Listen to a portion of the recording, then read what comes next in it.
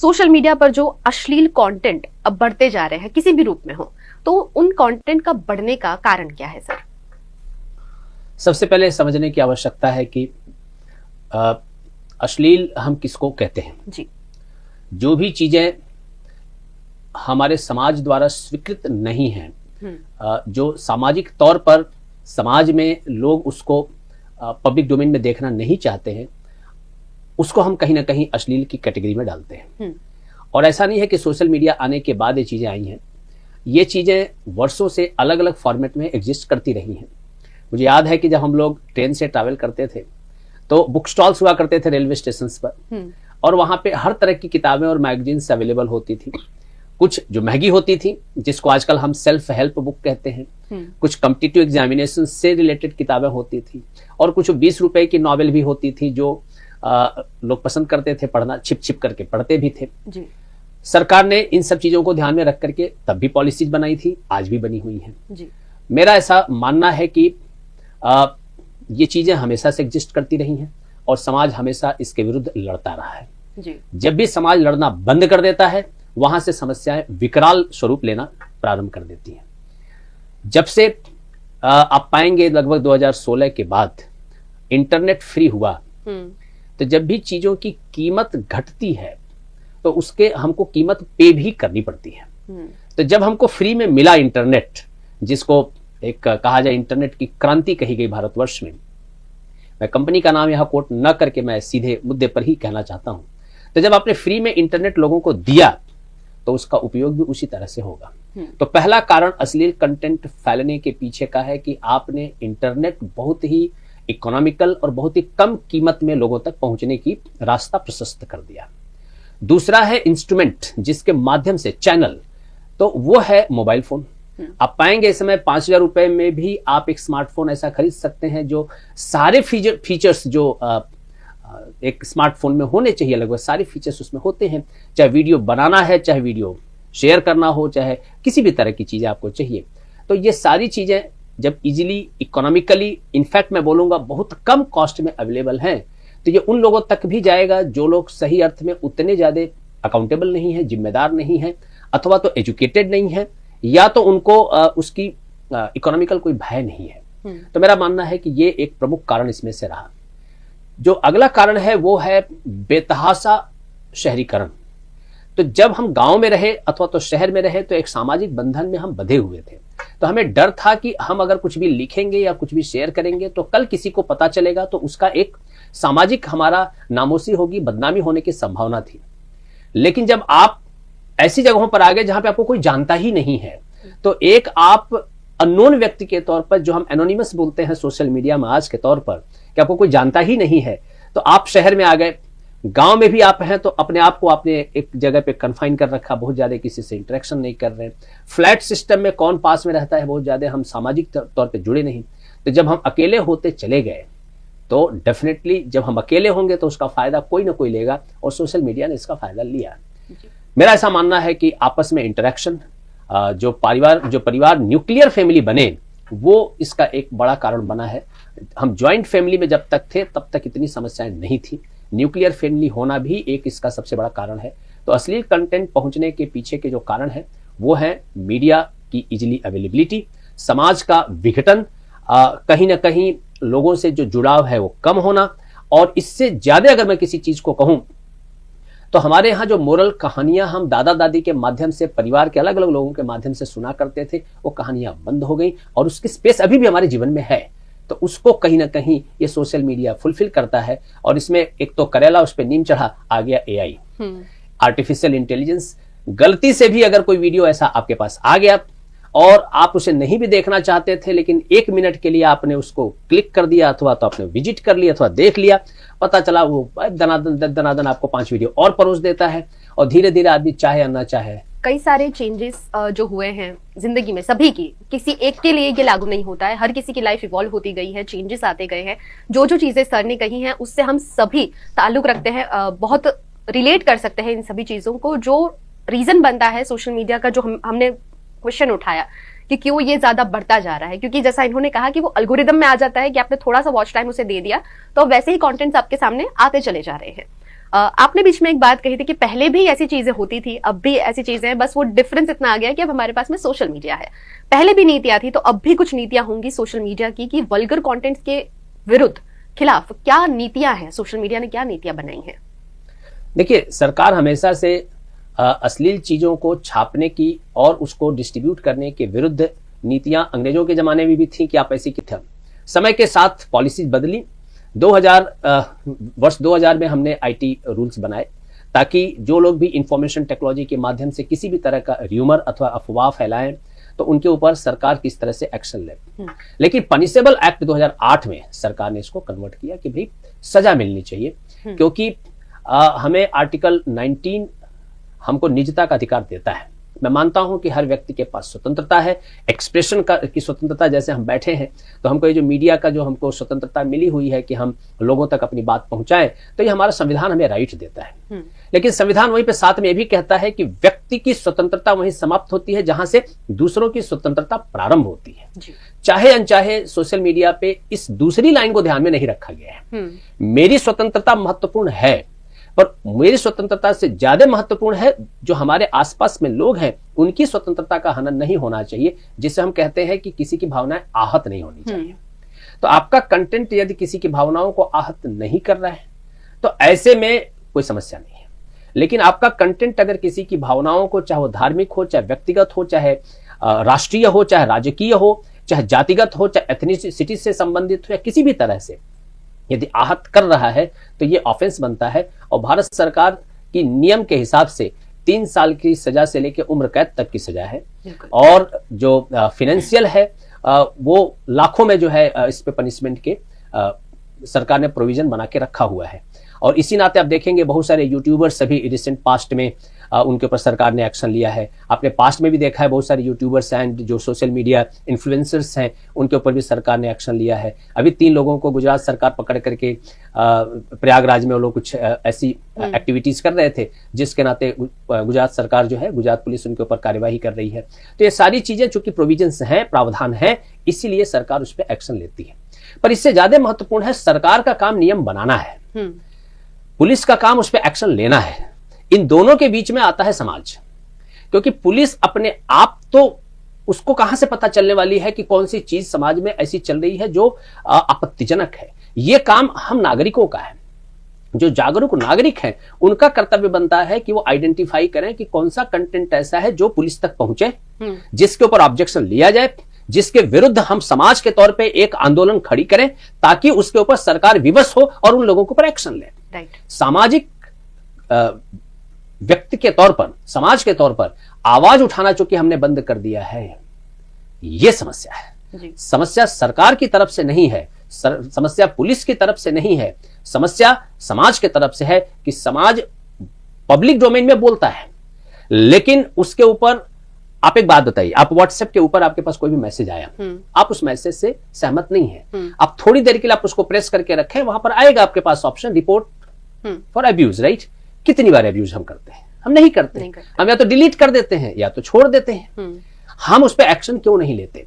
हम एक्शन लेंगे तो सोशल मीडिया प्लेटफॉर्म्स ने भी प्रोविजंस बनाए हैं कि रिपोर्ट आएगा तो एनालिसिस करके या तो उस वीडियो को लोग डिलीट करते हैं या तो उसके रीच को लोग कम करते हैं।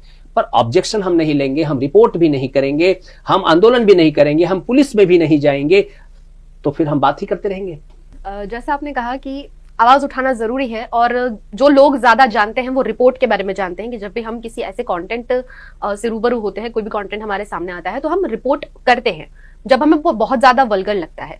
जैसा आपने कहा कि रिपोर्ट के बाद में कुछ एक्शंस लिए जाते हैं, उसको थोड़ा डिटेल में आप समझा सकते हैं कि जब हम किसी कंटेंट को रिपोर्ट करते हैं तो क्या सिर्फ हमारे अकेले के रिपोर्ट करने से कुछ एक्शन लिया जाता है या उसके लिए भी कोई पॉलिसी होती है? किस तरह से वो डिटेल में काम करता है, वो हम दर्शकों को समझा दें।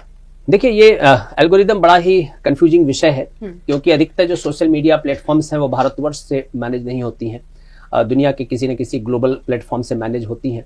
भारत सरकार ने खूब कोशिश की 2020-2021 में, हमारे कानून मंत्री थे, उन्होंने बड़ी प्रयत्न किया कि किस तरह से ट्विटर, इंस्टा, यूट्यूब, इन लोगों को हम प्रेशराइज करें कि ये भारतवर्ष के फेवर में आकर के एक्शन लें। देखिए मैम, ऐसा है कि हम 2 चीजों के बीच में उलझे हुए हैं, एक तरफ कुआं एक तरफ खाई। एक तरफ जब कोई व्यक्ति सोशल मीडिया पे गलत कंटेंट अफवाह फैलाता है जिसके नाते हजारों लोगों को नुकसान पहुंचता है, तो हम अपोज करना शुरू करते हैं, सरकार एक्शन क्यों नहीं ले रही है, सरकार एक्शन क्यों नहीं ले रही है, सरकार को एक्शन लेना चाहिए, सरकार को पॉलिसी बनाना चाहिए, सरकार को टूट पड़ना चाहिए। और जब सरकार पॉलिसी बनाती है तो तुरंत हम चढ़ बैठते हैं, सरकार हमारी निजता का हनन कर रही है, सरकार हमारी प्राइवेसी का हनन कर रही है, सरकार हमारे व्यक्तिगत जीवन में घुस रही है। तो सरकार करे क्या? मेरा ऐसा मानना है कि जब आप व्यक्तिगत किसी से चैट कर रहे हैं तो ये व्यक्तिगत है, लेकिन जब आप फेसबुक पे कोई चीज अपने वॉल पे अपडेट करते हैं तो ये पब्लिक डोमेन है। राइट। आप बाहर पोस्टर लगा दें और उसके ऊपर कोई कुछ बोले भी नहीं तो ये तो ना चलेगा। आपने घर में अपने पोस्टर लगाया है और मैं देख करके कुछ कमेंट करूं तो गलत है, लेकिन आपने बाहर रास्ते पे कोई चीज की है तो पब्लिक डोमेन में है। बिल्कुल। मेरा ऐसा मानना है कि द मोमेंट आप इंस्टा, फेसबुक, यूट्यूब अथवा ऐसे किसी भी प्लेटफॉर्म पे कुछ भी अपडेट करते हैं तो ये पब्लिक है, यहाँ पे निजता का हनन नहीं होता और सरकार बिल्कुल इसके ऊपर एक्शन लेती है और लेना चाहिए। अब प्रश्न ये खड़ा होता है कि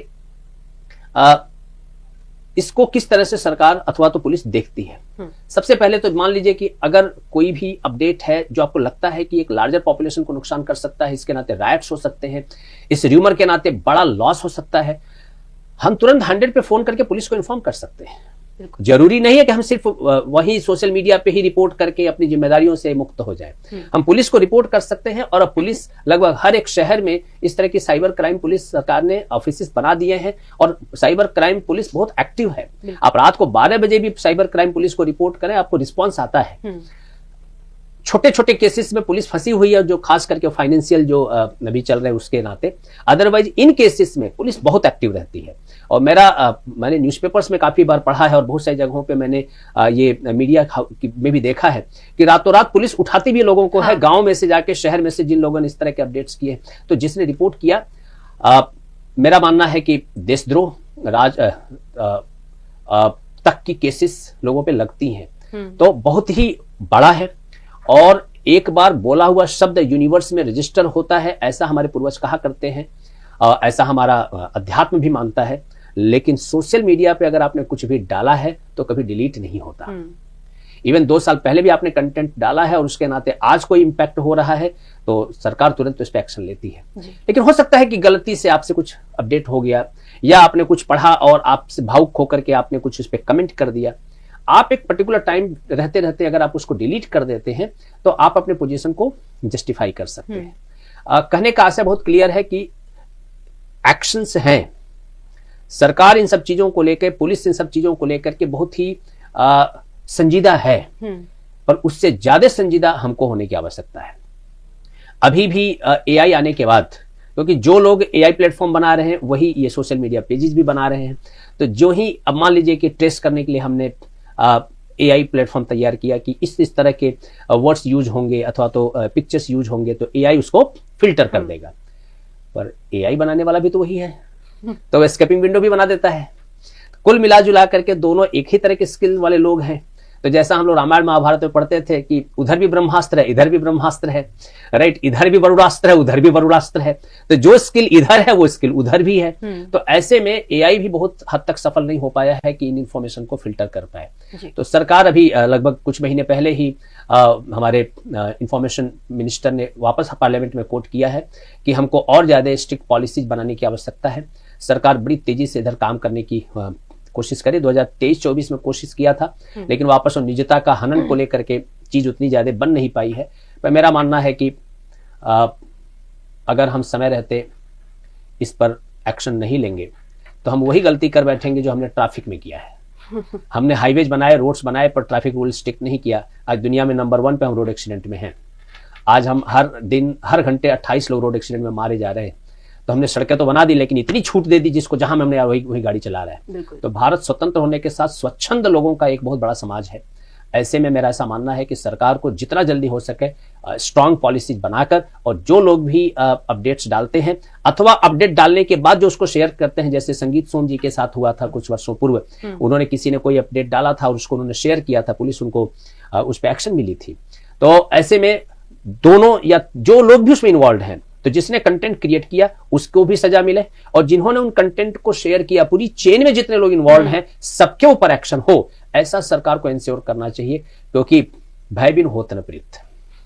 भगवत गीता भगवान श्री कृष्ण कहते हैं यान्ति देवता देवानि यान्ति पितृव्रता भूतानि यान्ति भूतेज्या यान्ति मध्योजिनोपि माम, कि जो व्यक्ति जिसको अपना रोल मॉडल मानता है उसके जैसा हो जाता है। तो अगर हम सोशल मीडिया पे आज देखेंगे अधिकतर यूथ हो, चाहे बूढ़े हो, चाहे नौजवान हो, सब लोग उस पर हैं। तो अगर उस पर कंटेंट गलत चढ़ गया तो कहीं ना कहीं आने वाला समाज उसी दिशा में चला जाएगा जिस दिशा में जाने से हम वर्षों से अपने आप समाज को बचाते रहे। बिल्कुल, ये भी सही बात है। और जैसा आपने कहा, आपकी बातों से एक बात स्पष्ट हो गई कि ये डिजिटल मीडिया की दुनिया बहुत बड़ी है और इसे जितना समझने जाएंगे उतना थोड़ा उलझ से भी जाएंगे।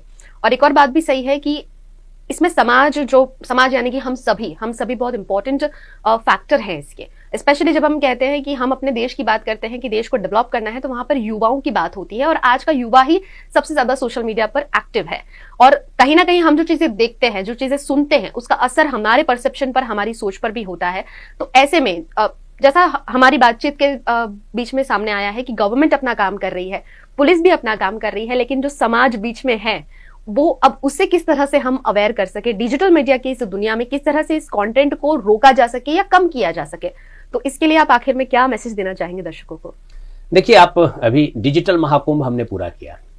वैसे तो महाकुंभ है और इससे पवित्रतम चीज नहीं हो सकती, पर किसी ने टर्मिनोलॉजी कॉइन किया है कि डिजिटल महाकुंभ, इसीलिए क्योंकि आप पाएंगे कि यूथ इतने बड़े प्रमाण में इस बार महाकुंभ में संगम स्नान करने गया।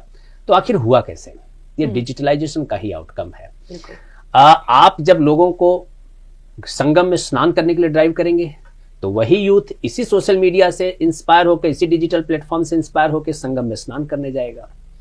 आप इसी डिजिटल का उपयोग करके उसको सही दिशा में चैनलाइज करेंगे तो डिजिटल का उपयोग करके वो बड़ी बड़ी कॉम्पिटिटिव एग्जामिनेशन वो क्रैक कर लेगा। बहुत सारे बच्चे हैं जो घर बैठे, जहां पे कोई ट्यूशन क्लासेस, कोचिंग इंस्टीट्यूशन से स्कूल्स अच्छे अवेलेबल नहीं है, उनको गाइड करने वाले अवेलेबल नहीं है, छत पर बैठ के इंटरनेट के माध्यम से, इसी डिजिटल मीडिया के माध्यम से नीट की तैयारी करते हैं। मेरे ऐसे कई सारे बच्चे हैं जो गांव के बिल्कुल रिमोट एरिया में रहते हैं, 600, 650, 650 स्कोर ले आते हैं नीट की परीक्षा में इसी डिजिटल प्लेटफॉर्म का उपयोग करके। सो भारतवर्ष के पास इस समय यूरोप की टोटल आबादी से ज्यादा हमारे पास यूथ है और हम मानते हैं कि आने वाले वर्षों तक भारतवर्ष दुनिया के शिखर पर रहेगा अगर ये यूथ सही दिशा में गया। तो ये हम जानते हैं कि सही दिशा में गया तो शिखर पर रहेंगे। तो हमको जो पसंद नहीं करते उनको मालूम है कि अगर ये गलत दिशा में गए तो जीवन में कभी शिखर पर नहीं जाएंगे। तो हमको हराने का एक ही तरीका है, हमको बर्बाद करने का एक ही तरीका है, हमारे युवाओं को बर्बाद कर दिया जाए। तो हमारे युवाओं को बर्बाद आप ऐसे कर सकते? लड़ाई में तो कर नहीं सकते, 2000 वर्षों तक लड़े, आज तक तो हमें बर्बाद ना कर पाए। तो हर तरह की कोशिश कर ली, अब बर्बाद ना कर पाए। तो उनके पास अब एक तरीका है, हमारे यूथ को कैसे डिस्टर्ब करना है, और वो है एडिक्शन, चाहे वो सोशल मीडिया का हो चाहे दूसरे तरह का हो। ये सोशल मीडिया के एडिक्शन के माध्यम से हमारे यूथ को कोशिश की जा रही है कि उनको कैसे दितोर किया जाए। लेकिन हमने भी सोच रखा है और हम भारतवर्ष के हर एक एजुकेटेड व्यक्ति ने देश के कोने कोने में सोच रखा है कि हम इनके मिशन को सफल नहीं होने देंगे। व्यवसात्मिका बुद्धिरेके कुरनंदना भवशाखा हनंताश्च बुद्धियो व्यवसायी नाम, हमारा भी एक ही विजन है, भारतवर्ष को दुनिया के शिखर पर ले जाना है। तो इस देश के युवाओं को इस तरह के जितने भी डाइवर्जेंस वाले जो विषय बनाए गए हैं जिससे वो अपने आप को मेन दिशा से डाइवर्ट करके उन दिशाओं में चले जाएं जिससे राष्ट्र की प्रगति ना हो, हम डेफिनेटली उनको रोकेंगे और ये काम हमारे यूथ ही करेंगे। इस देश के यूथ ने भारतवर्ष को अनेकों जगहों पे साबित किया है, चाहे वो स्पेस में मून पे लैंडिंग करना हो, दुनिया को लग रहा था कि हम कभी नहीं पहुंचेंगे, हमारे देश के युवाओं ने साबित किया। दुनिया के हर एक आईटी कंपनी में हम पहुंचे हुए हैं और हम ही उनको चला रहे हैं, ये भी हमने साबित किया है। इस देश के यूथ ने दुनिया को हमेशा जवाब दिया है और यहां पर भी इस देश का यूथ जवाब देगा। लेकिन इसके लिए खड़ा होना है उन लोगों को जिनका उम्र है इस समय 35 से 55 के बीच में, क्योंकि वही लोग हैं जो इंटरनेट भारत में लेके आए, वही लोग हैं जो मोबाइल भारतवर्ष में लेके आए, वही लोग हैं जिन्होंने लोगों को स्वतंत्रता का सही अर्थ में आभास कराया है। इस पीढ़ी को खड़ा होना होगा, इस पीढ़ी को अपनी जिम्मेदारियां अपने कंधों पे उठानी होगी और इन युवाओं को बताना होगा कि उपयोग कैसे करके ग्रोथ किया जाता है। Digital, social media, mobile phone, internet नुकसान के लिए नहीं है, ये हमारे ग्रोथ के लिए है, ये हमारे डेवलपमेंट के लिए है। जो भी प्लेटफॉर्म्स बने हैं उन प्लेटफॉर्म्स का उपयोग करके हम भारतवर्ष को आगे लेकर के जाएं। इंस्टा का उपयोग करके हम बिजनेसेस एक्सपांड करें, हम फेसबुक का उपयोग करके हम अपने कनेक्टिविटी नेटवर्क बिल्ड करें, हम यूट्यूब का उपयोग करके ज्ञान का प्रचार प्रसार करें, हम हर एक दुनिया के नैरेटिव्स को तोड़ें और वहां के माध्यम से अपने स्किल्स को बिल्ड करें। इन सारे प्लेटफॉर्म को यूज करके हमारे यूथ अपने आप को बेटर कैपेसिटी बिल्डिंग करें। मुझे विश्वास है सही अर्थ में यह देश प्रेम होगा, ये राष्ट्र प्रेम होगा और हम भारतवर्ष को नए शिखर पर ले जा सकेंगे। बिल्कुल। और हम भी उम्मीद करते हैं कि हमारे जरिए जिन भी दर्शकों तक ये मैसेज पहुंच रहा है